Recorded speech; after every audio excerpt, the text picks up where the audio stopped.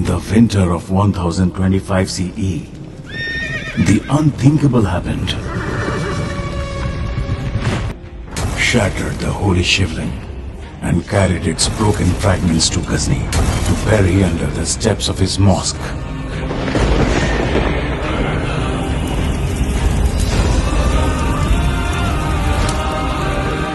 One man traveled across India to seek justice, not for himself, but for his God, for his people, for his nation.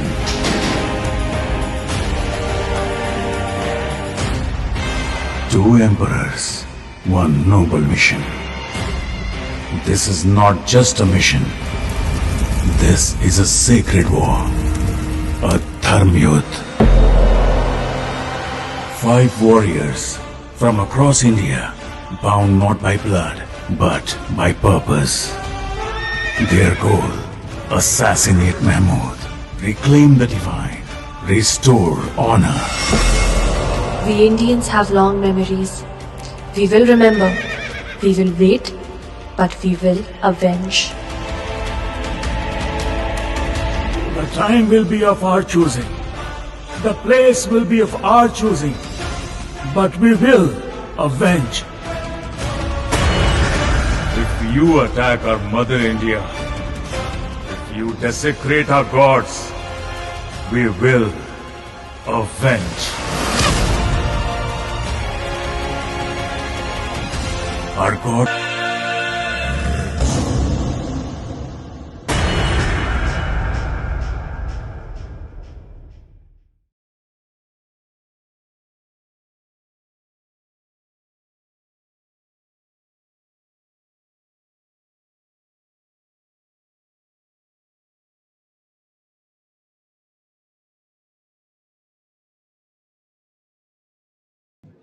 Check. Without the mic. If you're people in the front, look at the back, it's a full house. People in the back, look in the front, it's a full house. Now, we're here to celebrate that book. We're here to celebrate this. Wow. There's so many words. And as I call them on stage, please let the hands keep clapping. Jimmy Shergill, sir, can I be on stage, sir?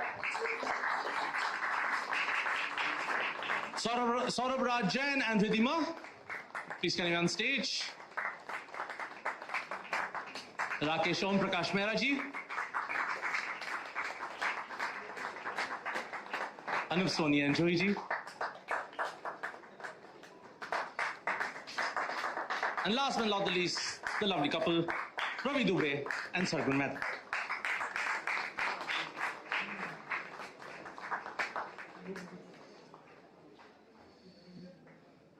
Thank you so much for joining us on stage. Ideally, we are all looking for Amish, but none of them are Amish. But before we have the grand reveal, I'd like to ask across the room, you've all read Amish's books? Why? What has inspired you or intrigued you about reading Amish's books, if I may? Yeah, I think not because I'm here for his book launch, but he's my favorite author. Not only because he has very intriguing concepts, the way he portrays the characters, the entire thought process, you feel you are there in that moment. And I like to visualize the things what he's written. So I really love the simple writing sometimes, which is so immaculate. I love that. So cheers to you, Amish. Cheers to Amish. Yeah. When did you start reading Amish? Immortals of Maloha. Oh. And what is that part that got you? I think it was a chapter, I don't remember the number, but it was a chapter between Shiva and Sati. I think it was when they were fighting and it was all about the fight, but ultimately they come close to each other. I think that was the most beautiful, intriguing chapter. It reminds me a little bit of matrimony.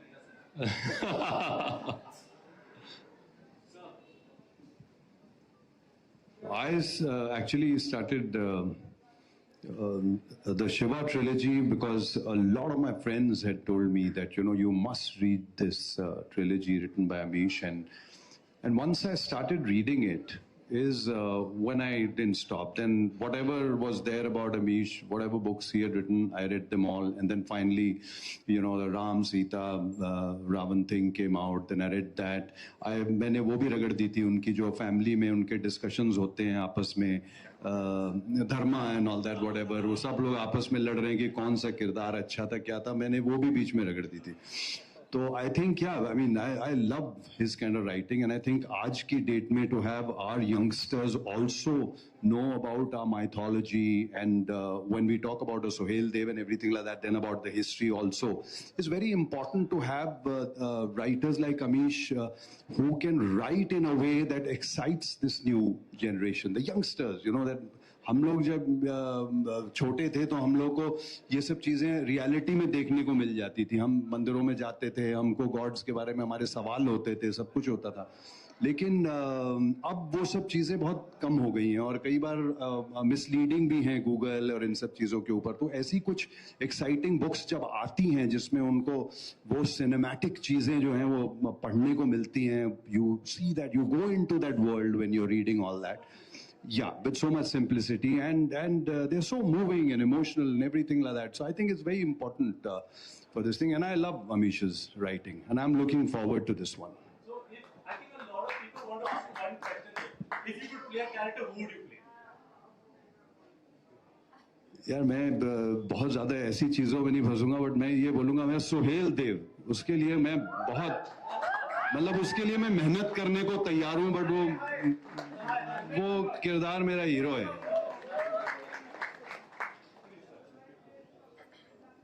If you had to tell a story, which story would you tell? So पहले तो अमीश के लिए मैं एक गालिब का एक शेर है. Please. वो अमीश पे बहुत लागू होता है. Please. कि कहते हैं कि दुनिया में है सुखंबर बहुत अच्छे, पर अमीश का है अंदाजे भी और. Oh. Beautiful, sir. Beautiful, sir. बस इतना कह के मैं आगे बढ़ा हूँ. काफी हो गया sir. Thank you. Fantastic.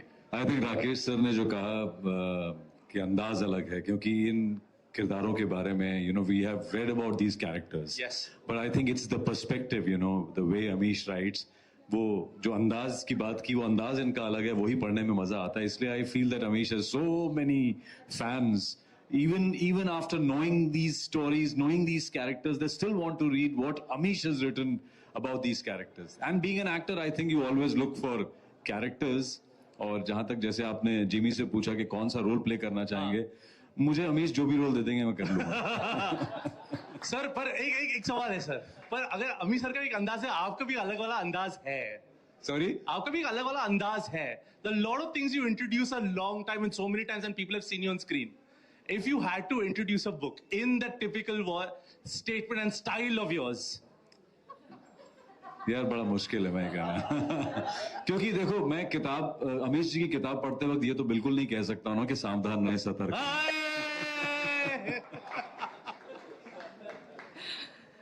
Well, I'm a mother of a almost 13-year-old boy now, and I'm so thankful to Amish ji, क्योंकि finally we have an author there, a writer there, जो Indian mythology को modern India के लिए लिख रहे हैं, which is so important and need of the hour. और मैंने असल में I was gifted Ram Sita by a friend on Diwali. Okay. And I thought it made such a beautiful Diwali gift. तो दिवाली आ रही है. You can start shopping right here. Thank you. You're not asking me anything, but I'm going to say. Fantastic. Everybody knows that I have this habit. I need to hear a story before I sleep. Mm-hmm. I can't otherwise step into another world and be like, okay, I'm going to go off to sleep. So for a very long time now, Ravi has been giving me stories of different people from mythology, because I get very bored while reading bigger books. Like, if you give me like a 500-page book, I'd be like, oh my God, this is going to take me so much time. But he introduced me to so many characters from mythology, and that's when I picked up Meloha. And for somebody like me who's not an avid reader and who can't read a lot, I read all three of them. So I'd have to say that for somebody who's not even a reader, there's something right there. It feels like cinema. It feels like I was reading a screenplay more than, it's like he had already written a film. I was just supposed to step in and say my dialogue. So I could imagine all of those characters. I could imagine everything out there. It was written beautifully. And I'm really, really excited about this one now. And I genuinely am going to read and tell him that what I like and what role I would like to play. So is there any character in the book you said like, "Arey Ravi, this is like you, yaar"?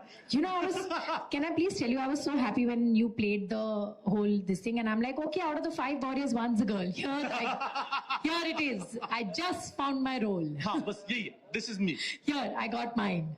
Rest of you all can fight for yours. Jimmy's not taking yours. No? Are you sure, Jimmy sir? But yours, Ravi, maybe. So, Ravi, you gave the first book, Meluha, Immortals of Meluha, to Sarkon. Why? I am a huge Amish fan. I'm a huge Amish fan, and I have read all his books.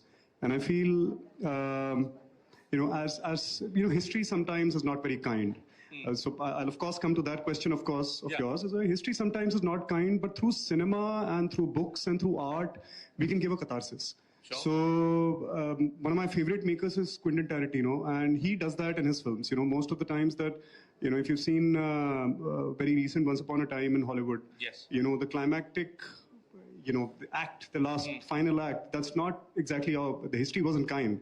Polanski's house was raided by, we can offer, it's pretty gruesome, so you can go ahead home and read about it. Please do. And the same with Inglourious Bastards, where in the end you see all the SS officials and Hitler, kind of cooped up in a theater and then, burnt alive. It's in a way it's catharsis because we know what followed after that, and history definitely wasn't kind to the people who were living at the time. And the same, of course, I haven't got a chance to read the book. We're only launching it today, but whatever I did read of it, in terms of the basic synopsis and everything that Amish and Shivani have been very kind enough to put out, is about the breaking and demolition and destruction and looting and plundering of the Somnath temple, and by Mahmud Ghazni, who was, I think, the most feared invader of North India. At the same time, there was the most powerful king, arguably in the whole world, living in the south of India, which was Rajendra Chola. And they actually never met. There was never any, there militarily, geographically, at least to my understanding, they never really crossed paths. But in Amish's book, there is a whole scenario, a what-if cathartic scenario, that if they would have met, what would have happened? And most probably, Ghazni would not have won. He wouldn't have gone back home a victor. At all. Probably, that if they would have won, it would have been a completely different scenario where probably Somnath temple would never have been destroyed. He actually destroyed it 17 times. That's another story because the Somnath temple itself is a symbol like a phoenix. It always rises from the ashes, very recently built in the 1950s. Yes. I go on a verbal diarrhea when it comes to subjects like this. Please. I have huge interest in Amish's books as well, but it would have been complete. Maybe the Hindu kings would have assembled and united far earlier. Maybe the further invasions wouldn't have happened, for all you know. There was a king living at the time who could have averted the disasters that followed in the subsequent centuries. So I think what he gives us, and maybe, with the whole parallel universe theory, maybe in some parallel universe, Rajendra Chola and Mahmud Ghazni, they met, and he made him bite dust. He would have. There is always this question that always is, what if? Agar ye hota to kya hota? And one of the reasons I started reading the Shiva trilogies, becoming somebody who doesn't come from the faith, it made Amish's book broke it down for me by simple words. It's not about spirituality's reality. It's ye hai. There are the actual questions that one asks oneself when they go into. But why is it not about spirituality? When you get a chance to read a character, but it in a way, whether you like it or not, it is going to be. When you read a character and when you read it with your life, those attributes are going to become very, very conspicuous in your personality. And an author like Amish is giving you an opportunity to do that. Yes. You should see Amish's books. I keep telling him that if you come to my house and you look at the books that are there. I read it like a student. There are markings and there are scribbles and there are notes. I've just very recently read his book, Idols, and I made an excited, childlike call to him, saying that, I was struggling with this, with a little bit of a situation in my own spirituality. And then came the concept of Navritti and Pavritti. I hope I'm pronouncing it correctly. And I got probably one of the most profound answers I was looking for. So sometimes reading the right books at the right time, it can be hugely transformative to your life. I encourage everybody to, and thank you, Amish, for we need it. All of us, God knows we need it. Big round of applause, please. There are ideas and there are thoughts and there are questions and there are answers and there are opinions that are always being generated, and they're not always generated on their own. It's because somebody makes sure an idea flies towards you. And when it comes to somebody who puts pen to paper and tells a story, there's always somebody instrumental in making sure that story is being heard, that story is being told, that story is being distributed. Some people correct stamps, some people correct miles on airflow in when they fly and stuff like that, but there's somebody who collects stories and makes sure it reaches the right destination, reaches the right hands, reaches, and makes dream comes true, or makes somebody just dream. And for that, I invite you on stage. Please, a big round of applause. The lady who makes this book happen into your hands, ma'am. Let's keep it rolling. Let's make some noise.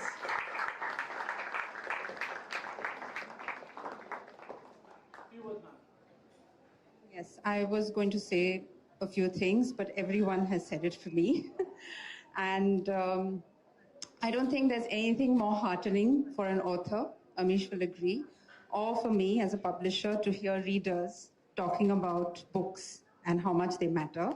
Because every 2 days we are told that, some new technology has come and there will be books no more. But Amish is living proof that he will continue to write, because he does a lot of different things. But what he loves to do is to write, and he says it proudly, and he gives us a bestseller year after year after year. I can't thank you all enough for being here today, for braving the trifecta.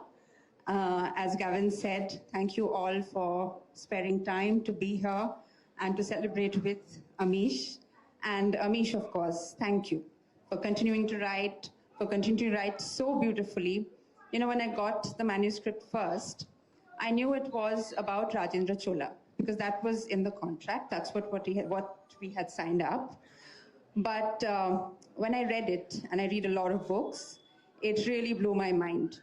For someone to take two characters who never met, as you said, and to create everything out of it. There's passion, there's patriotism, there's love for brethren, there's love for the nation, there is romance, and everything. I mean, it's just a page turner.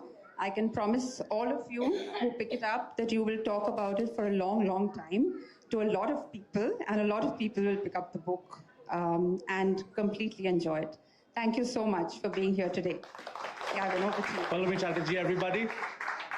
And now, before we reveal the book, we have to call the man on stage. Before we call the man on stage, we just simply cannot call him like that only, Bhai Sahab, aa jao. Nahin, we are going to call him in style. If you all remember, sometime back when he revealed the cover page, who did he reveal it with? Rajnikant Sahab, yes. And where was he at that time? In Chennai. There's a saying in Chennai. Veervelu Vettuvelu. Veervelu Vettuvelu. All right, everybody, I'm going to tell you what it means, but I'm going to ask you to say it first. Veervelu Vettuvelu.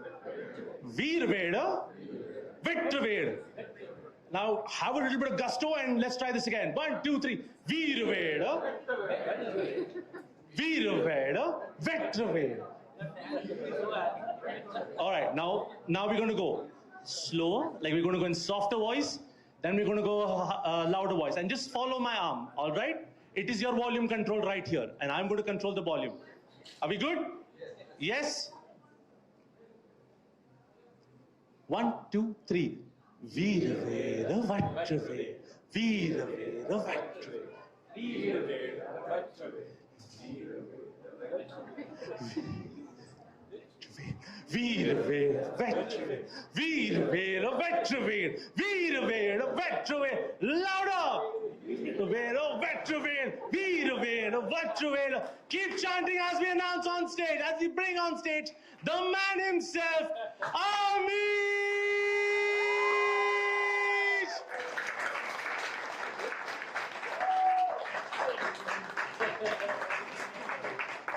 Let's keep it rolling. Let's keep the applause rolling, everybody.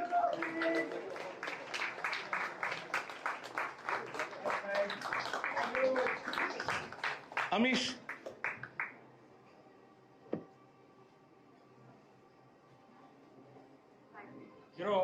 Check. I've been blessed with so much love. No, so much. Cut audio, please. Cut audio. Technical रुकावट के लिए खेद है.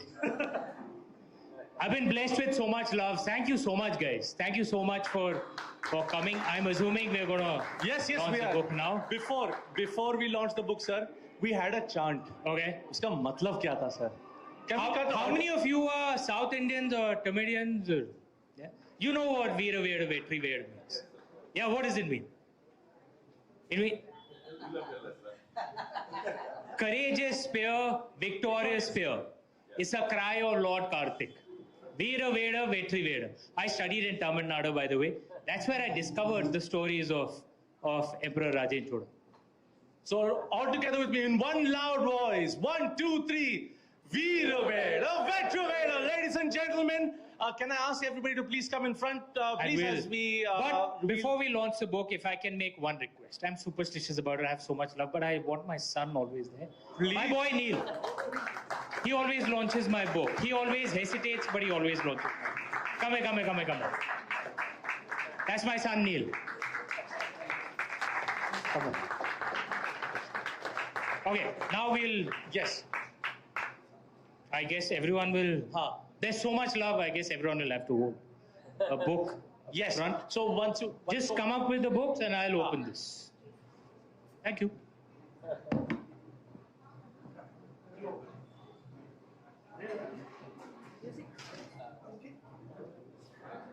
All right. Oh, wait. 3. All right, can I have a countdown, please?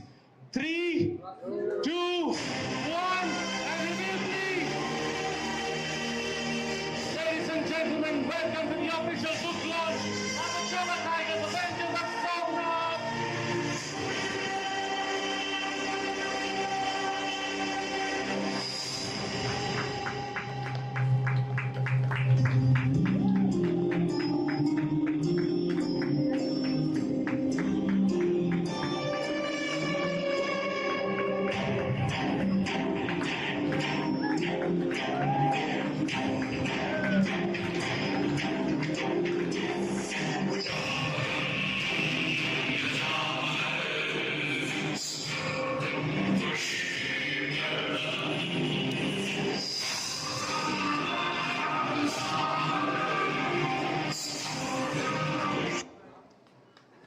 All right, thank you, gentlemen and ladies. Please take your seats.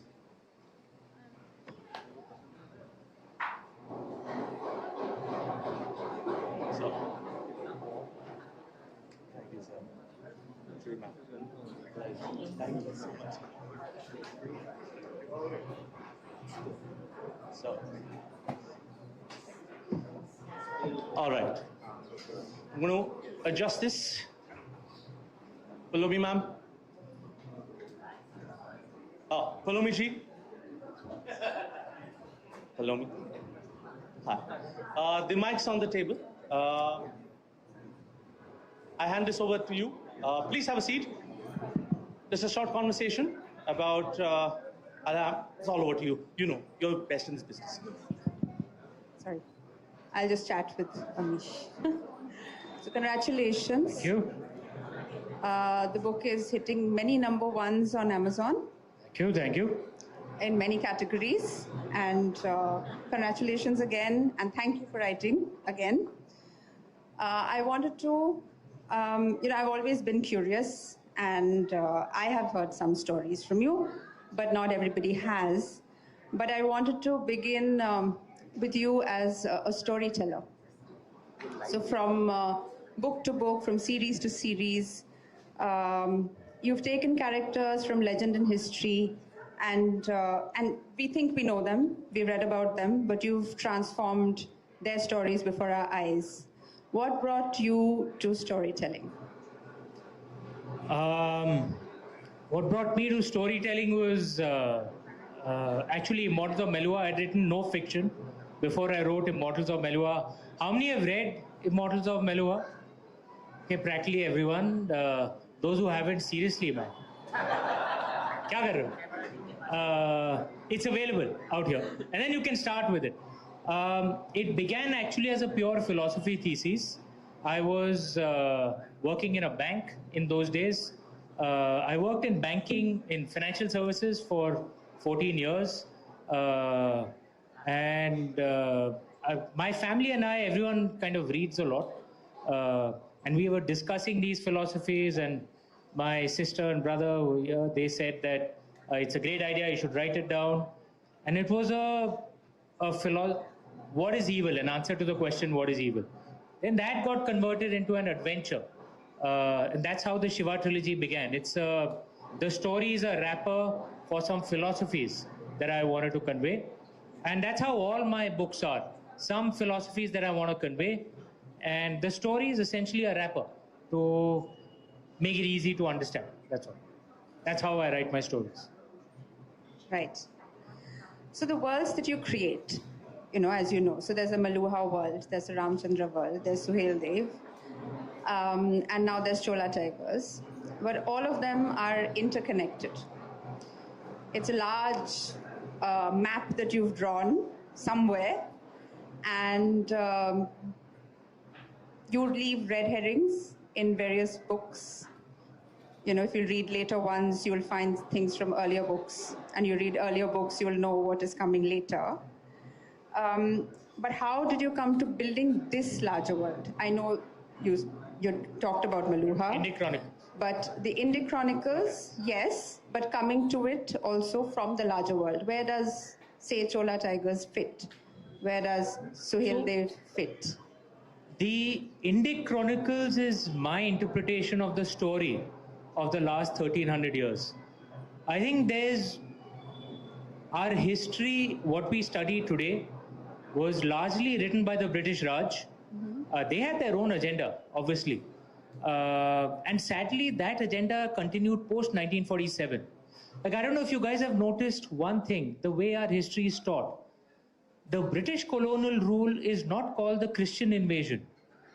But the Turkic colonial rule is very mischievously called the Islamic invasion. Why is that? It's almost like there's an attempt to divide us, right? I have a lot of friends from the film industry here as well, and with all respect to them, Bollywood also adds to this confusion.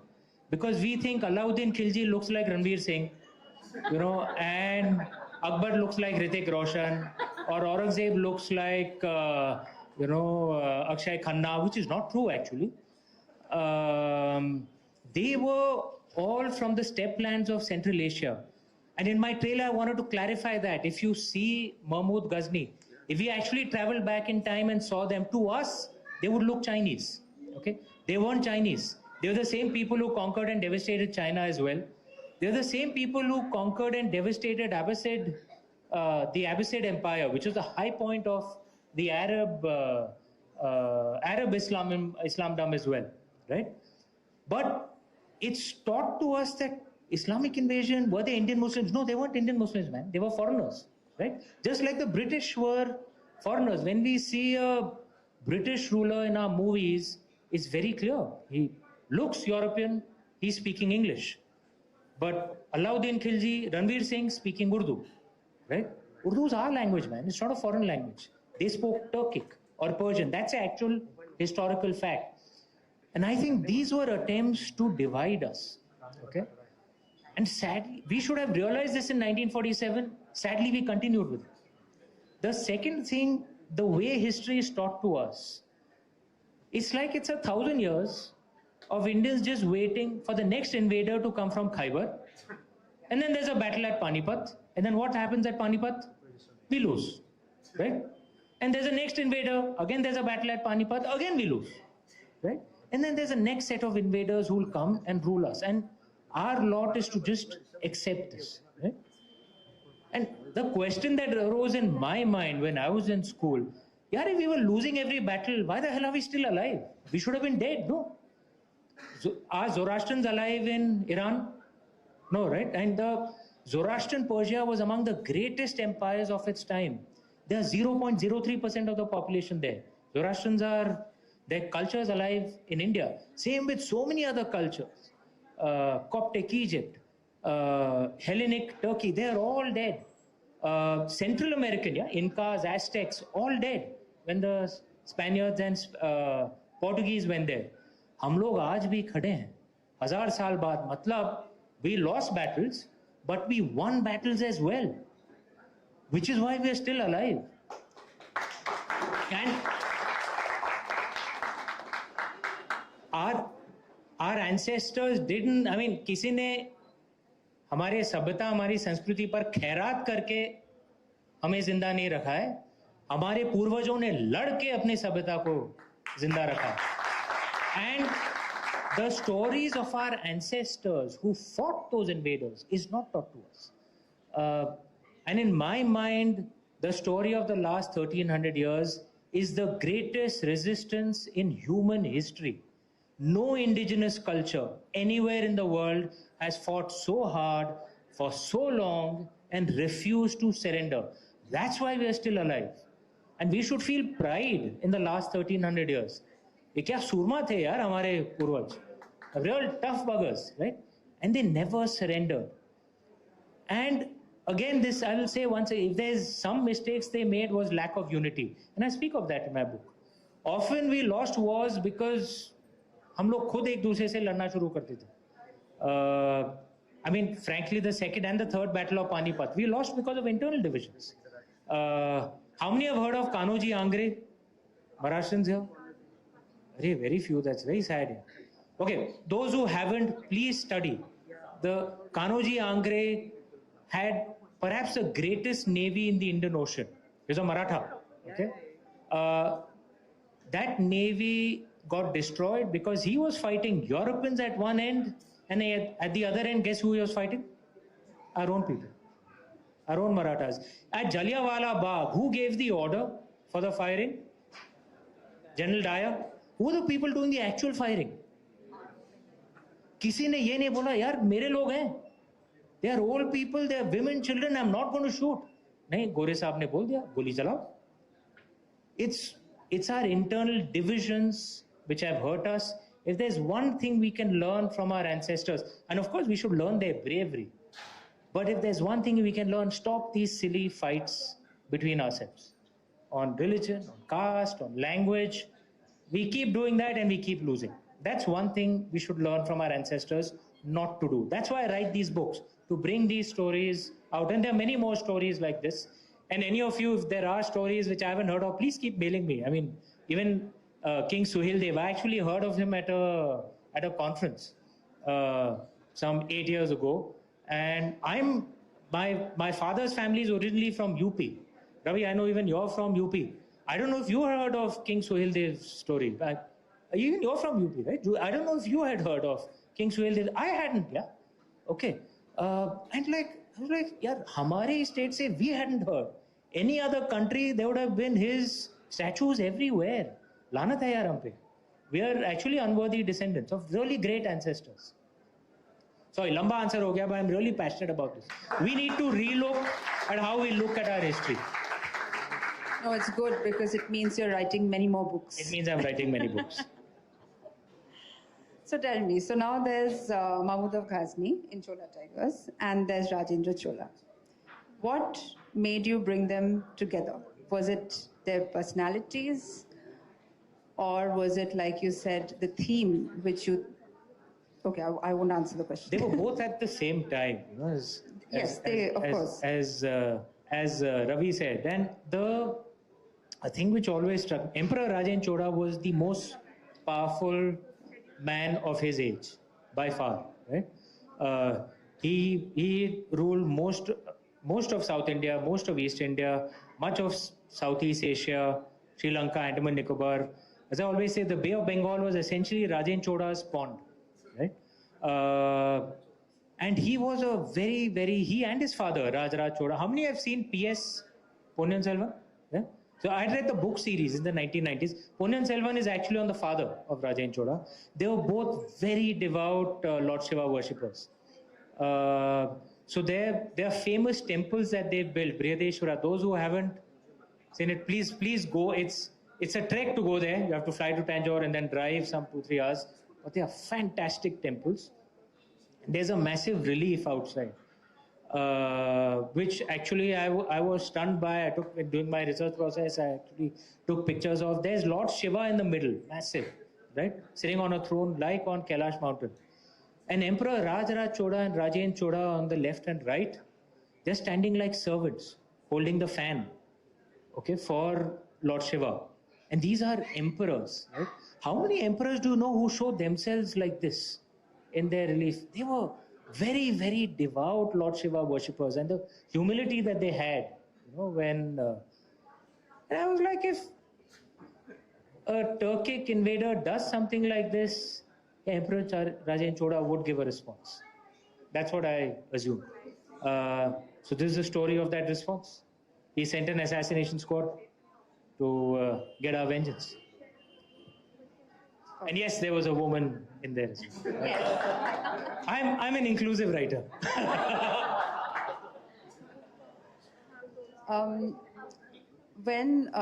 Which character did you... But sorry, by the way, I'm not making stuff about women warriors in ancient India.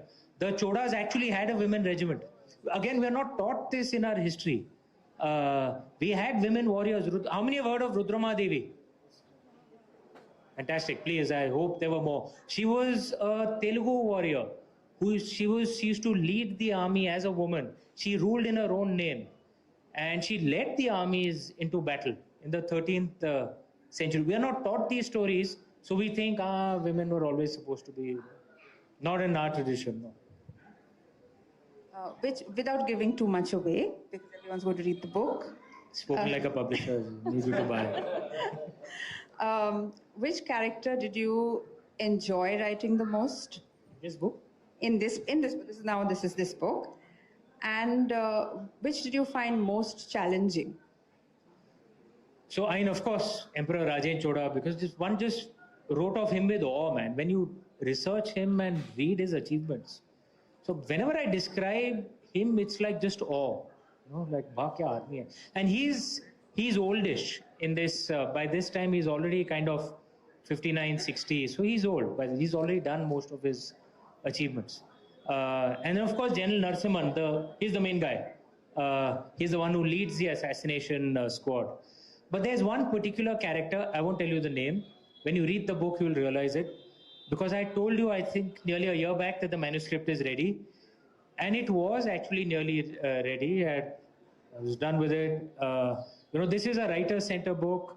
Ram Sivsankaran and Bhavna Didi, I had given the story summary, then they worked on the first draft, then I worked on it. It took time, some 4 years, but I was giving it one last read, and one character was speaking to me differently at the end.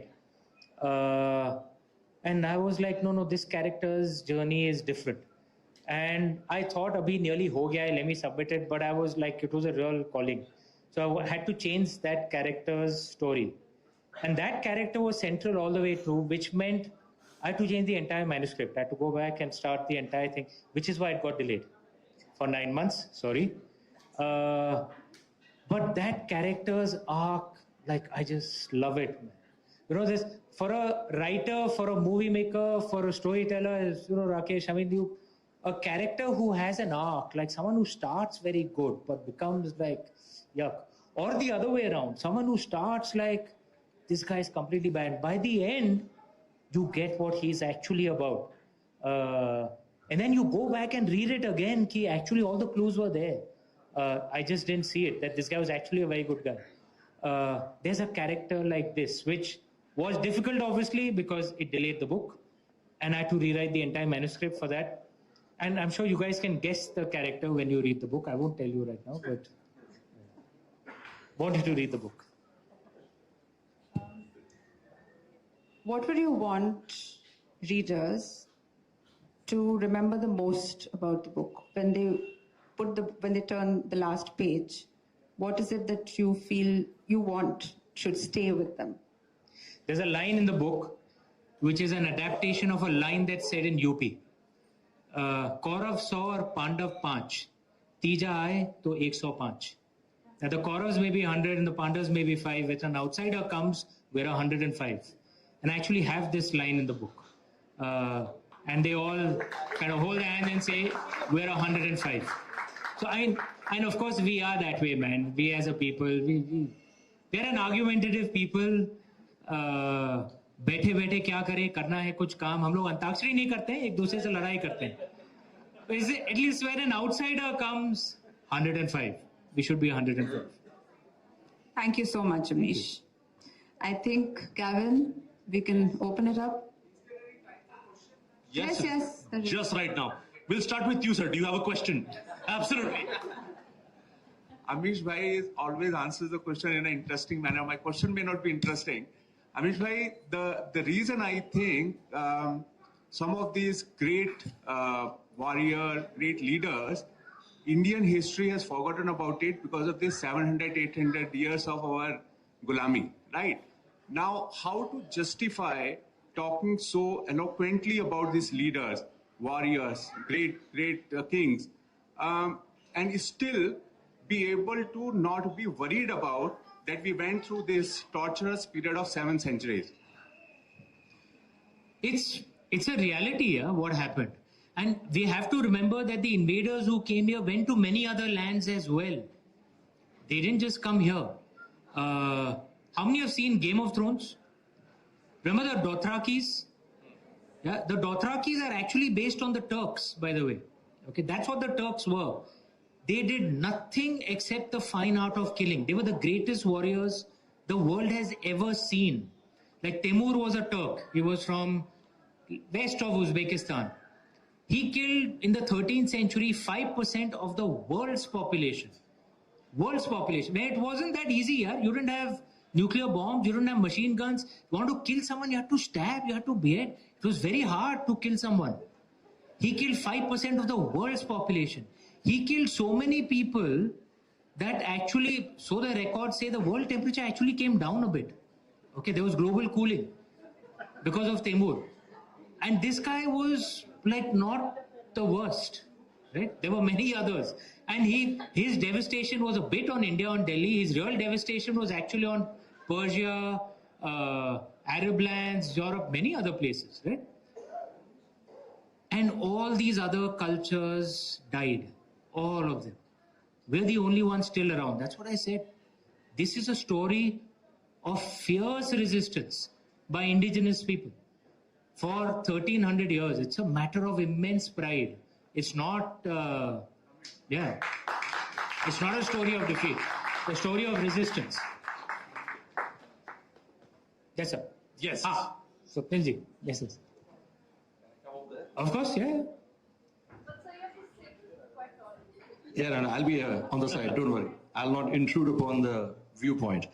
Thank you, Amish, for giving me this opportunity. Actually, I'm a senior advocate and also the president of Council for Fair Business Practices, started by Tata's, Birla's, Bajaj, and Godrej, and all of them. And Amish has been to one of our occasions, etc., and stuff like that. And I'm really a big admirer of his book.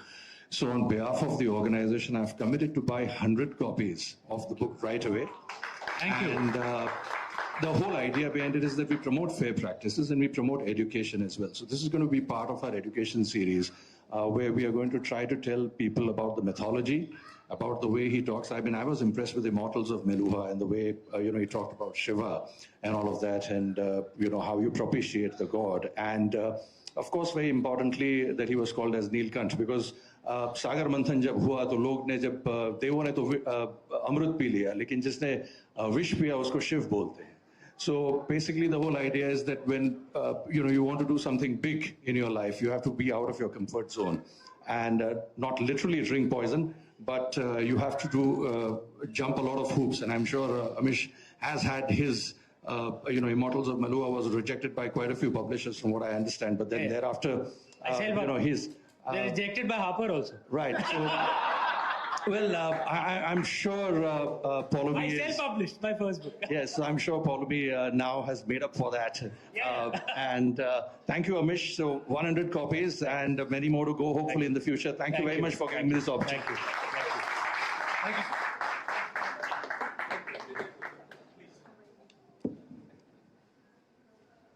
Hi, Amish. Hi. Abira here from NDTV. Hi, Veera.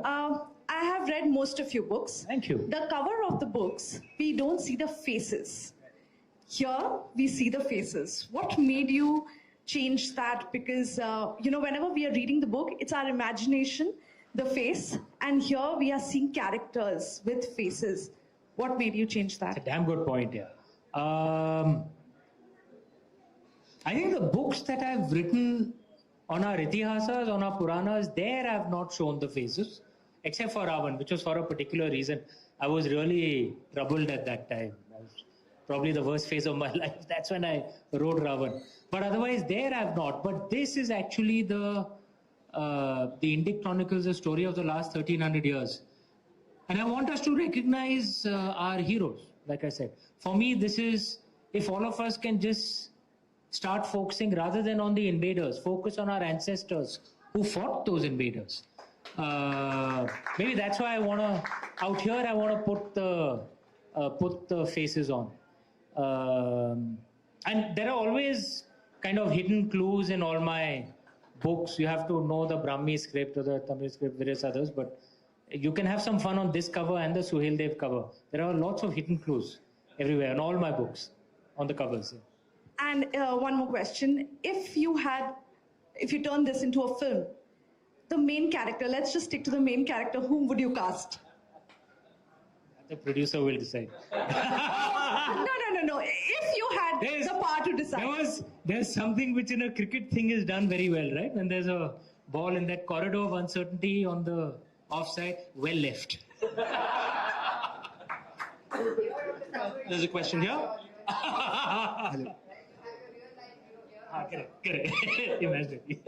Hello. Hello, sir. My name is Parth Mawat and I'm coming from IIMUN. Yes. So my question to you is, you have been a diplomat from being the British High Commissioner to going on to become a full-time writer. So you have changed fields, and now in today's generation, when young people are stuck to select fields, per se what I should become in future or what should I pursue my studies in or stuff like that. So what would be one advice that you would give to young people who are such as me, who are stuck in the dilemma? Should we go ahead with the family business, or should we follow our passion, or should we do something out of the box? Good question, yeah. By the way, for those who don't know, IIMUN is actually perhaps among the largest student organizations in the world, certainly the largest in India. Applause for the wonderful work that they do. I don't know if we've met before, buddy, but hi. Look, I think it's a great time to be in India, man. We are the fastest growing large economy in the world. Fantastic time of opportunities. Perhaps in the last many centuries, among the best times to be in India. Even I'm 50 years old, right? So when the time when I was growing up, I loved history as a subject, but history, theek hai beta, kaam kya karoge? That was, I mean, all of us who are old, we know, we made choices which were pragmatic, boring, but for you guys, there are so many opportunities. You can make money in sectors that didn't even exist. Nicola right here, he is the chairman of Tara Gaming, which I am also a co-founder of that game. So is Amitabh Bachchan ji and Nodi Nabood. We are making a proper AAA high-end video game based on an Indian subject. It's never been done before.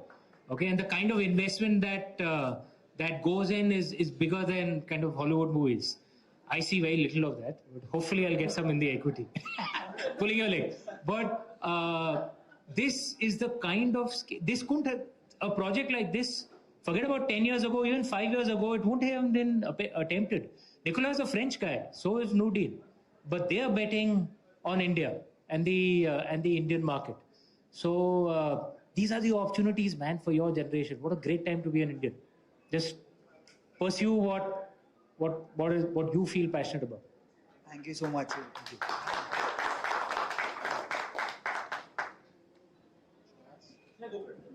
Hi, Amish. Here. Hi. This is Abhishek from The Print. Okay. My question is, you've tasted great success. Shiva trilogy, most fastest selling books, then Ramchandra series. What keeps you going now? Like, what's your motivation at 50 to keep writing? Also, you've written so many books, like 12 books in 12 books in 15 years. Yeah, not a bad pace. It's too good. So what's your goal now? What motivates you every day?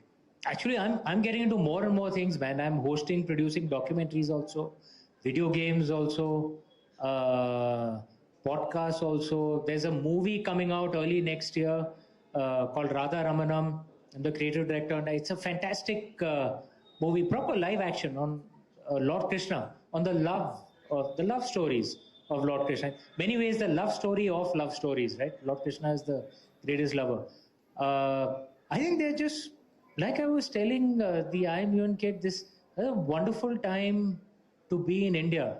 There are so many opportunities. You just have to be willing to work hard and stretch.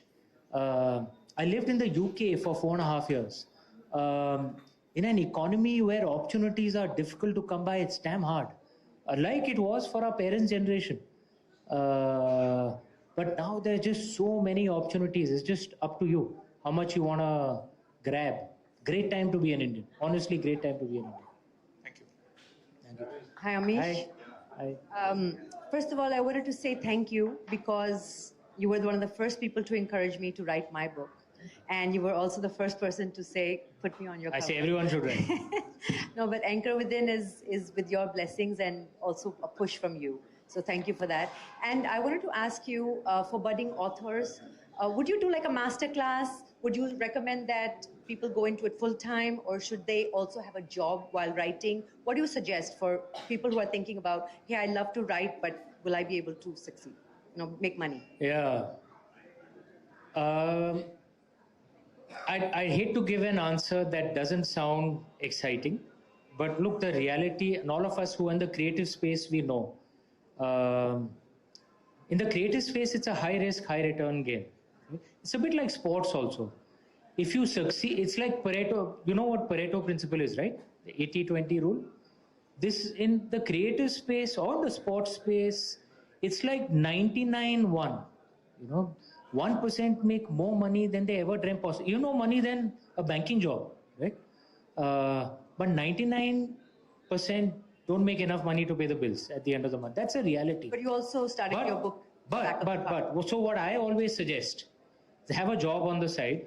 I had a job till my second book, right? I resigned only after my second book, and that too after my dada here, my elder brother Anish dada, he told me, look, you're burning the candle at both ends. You're going to get a heart attack. Please stop. Because I was still refusing to resign. I was like, what if these two books are a flop? What if these two books are a fluke? What if the third book flops? He said, you'll never know. Just give it a shot. You can always go back to banking, right? And there was wisdom in that have a job. There's the sad truth of real life is actually boring things make more money regularly. A regular guy working in ball bearings, perhaps, will on average make more money than someone in the creative space. It's the nature of the job. So realize when you get into the creative space, it's never just about the money. It's about the passion. And if it makes money, great, right? If it doesn't, it's okay, because you're not doing it for the money. Which means you must have something on the side which pays the bills. Ball bearings is not that bad an idea. Rishi K. Hey, how's it going, Rishi? Brother man, Everyone recognizes this voice. Brother Man, 2010 was Immortals of Meluha. I just realized that we've been talking on the radio for 16 years now almost. Wow. And I can't believe I never asked you this question. First and foremost, thank you very much for writing about the Cholas. Thank you. As a Bombay Tamil, I feel very strongly that their story is underrepresented north of the Vindhyas. So I agree. thank you very much for doing that. Thank you for coming back to India. For a moment, I thought we lost you there because you were loving the UK life so much. I was a little peeved at seeing regular posts from London town saying, I'm having a great time, I'm having a great time. I'm like, man, he's a national treasure. He should be back in India. So I'm really glad you just packed your bags and came back. My question is just very simple. I can't believe I never asked you this. You schooled in Tamil Nadu. I did. And obviously thank heavens for that, because this book happened because of that. Your fondest memories of growing up in Tamil Nadu. I'd like to know that. Yeah, so I studied in Tamil Nadu in the 1980s, Lawrence School, Ooty. Both Ashish and I, my twin brother and I, we were there, which is why we are among the few North Indians who can pronounce Kadagam properly. We don't say Kazagam. What are my memories there, man? I mean, like Grace, I became a Rajnikant ji fan actually in my time out there. There's a movie called Chandramukhi. I don't know how many of... Of course, yeah. Yeah. So the first time I saw Chandramukhi was in Tamil without subtitles. It didn't matter. It's a Rajnikant movie, man. Okay. And I utterly loved it. I remember there was a scene, if I remember correctly, at the beginning, there's a van. And there's some gundas in the van who look like they're up to stuff which is no good, right? And they're driving very fast. And then suddenly, Rajnikant ji comes. And then there's a foot that appears, which bangs onto the van. And the van goes flying back. And the camera comes and there's Rajnikant ji and everyone goes, woo! Man, I loved him. And I got the opportunity for the first time in my life to see him. Recently to release the cover, I was introduced to him through a friend, and both Shivani and I went out there. The Harper people were also there, and man, he's actually a role model, right? Because he's so humble. We drove in. We assumed that we'll have some time. I can put on my jacket. He was waiting at the gate, man. He's Rajnikant ji here. And I was like, shit, get the jacket quickly. And he was saying, relax. And then we walked in. He's speaking so nicely, politely to everyone. I told him, sir, I've been a fan of yours since when I can remember. And then he says, Amish ji. I'm like, sir, you're Rajnikant ji. Don't call me Amish ji, sir. He says, no, I have read your Shiva trilogy. I really love the books. I'm like, yaar, mera zindagi ban gaya abhi. So that was, for me, that was among the high points of my Tamil life. Thank you for that answer. Perfect opportunity for you to write a sequel to this one and go to Mr. Kamala Hassan for the next one. So then there'll be full tripti on your South journey. Thank you, Gavin. Thank you. Welcome, sir. We've got last two questions. We've already cited the two, but yes, there will be book signing after this, and you can ask Amish the questions personally. But right now, we've just last two questions here. I'm going to have one from this lady over here. And we've got somebody who's come all the way from Pune just for this book launch. So can we just pass on the mic to this lady here, please? Hi, my name is Virya. I'm from IIMan again. Hi. So throughout your literature journey, you've strived to get ancient epics and contemporary life. What is one thing that you've learned throughout your journey about ancient epics, or anything that ancient epics have offered you? I think the key thing to see our ancient epics is it's never about the story. I enjoy the story, but it's actually about the philosophies hidden within the story. Our ancestors wrote these stories with the purpose of kind of teaching us how to live our lives. Like the modern education system, it teaches you all the skills that you need, to earn money, to build a career. It doesn't teach you how you should make choices, how you should live your life so that it's actually a productive life. That is just kind of just left to you, and many people then learn it through Instagram, right? Which is not always the best teacher. So I think that's a way to read our epics. It's about learning how to live, learning how to make choices. It's about the philosophies always. That's at the heart of the stories, never about the story itself. Thank you. And for the last question, sir. Good evening, sir. I am Soham Sonar, and the first thing I would like to tell you that you are the reason why I started reading. My dad gifted me. Thank you. Yes, my dad gifted me Immortals of Noah when I was like in 9th standard, and at that time I felt like I must read more. So, I mean, I'm flattered. So I asked just one question. Which of your books was the hardest to write, creatively political? And being the youth of this beautiful nation, what kind of intellectual and cultural capital do we need to invest in? Very good question, yeah. Which was the hardest book to write? Ravan. Because our family, we went through a very difficult 6-7 years. We suffered tragedies. It happens. I mean, everyone has their ups and downs in life, but ours was particularly difficult. Our entire family. And perhaps when I was writing Ravan is probably the lowest phase of my life. The only time I had a writer's block ever. Otherwise, it's just on tap. I open the laptop, it just comes. And for like a month and a half, nothing was coming here too. And I was like, how much worse can life get that even this is stopping now? It was a very, very difficult phase. So it's not so much like writing the book. It was the phase that I think all of us were in. It was the worst phase of my life ever. In terms of what we can learn from our scriptures, man, I mean, there are so many things, but maybe if there's one thing which I, or maybe two things which I will suggest, read through the Ramayana, Mahabharata, stories of Lord Shiva, the stories of Lord Krishna, see them as role models, right? And which role model or archetype do you resonate more with? Then you learn the strengths, then you learn the challenges as well, right? In all these, that's a way to approach it. And Lord Shiva, I mean, just spoke of Sagar Manthan as well. So maybe I'll give this example because it ties into the theme of the book. Sagar Manthan, everyone knows what the Sagar Manthan story is? Yeah. The churning of the ocean. Yeah.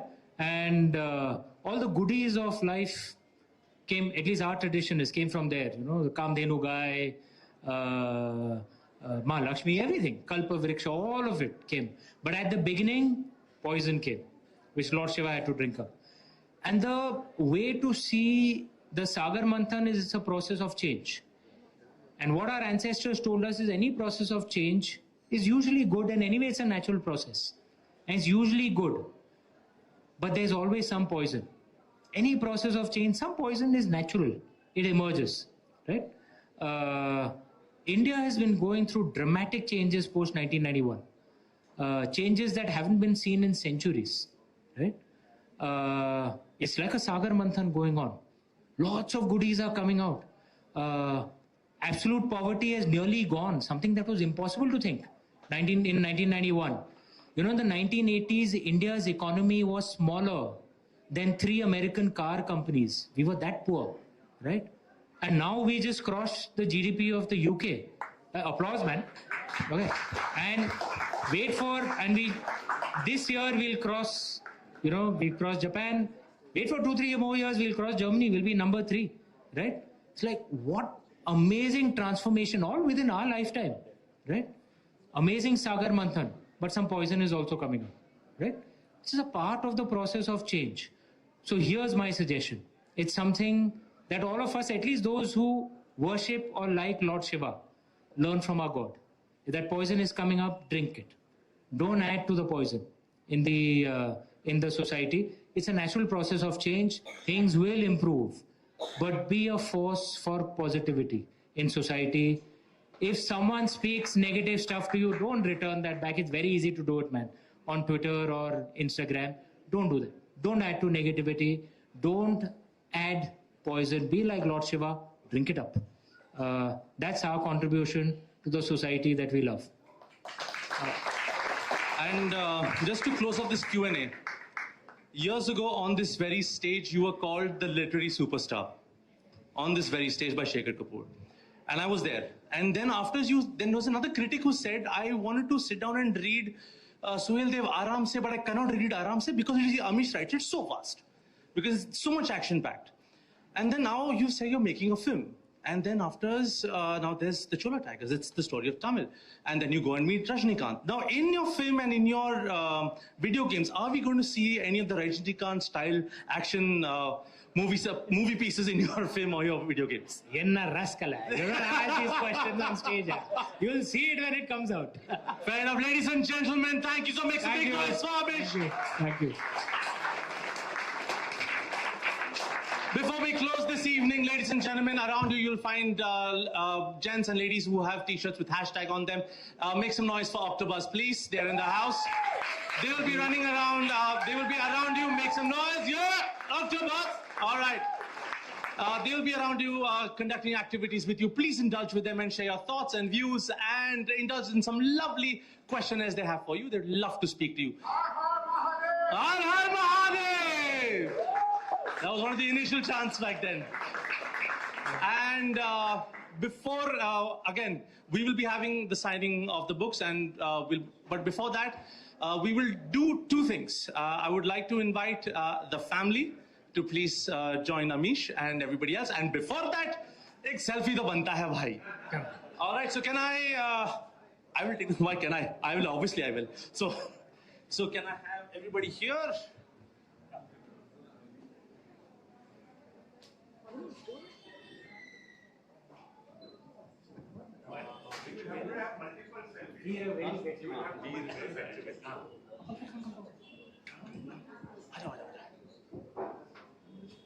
So when I say Veer Velu, you say Vetrivel. Yes?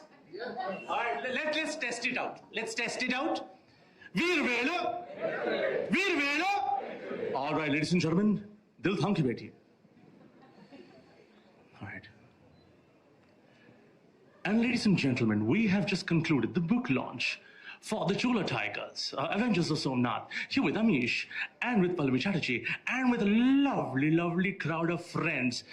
Ladies and gentlemen, Veer Velu! Veer Velu! And good night, everybody!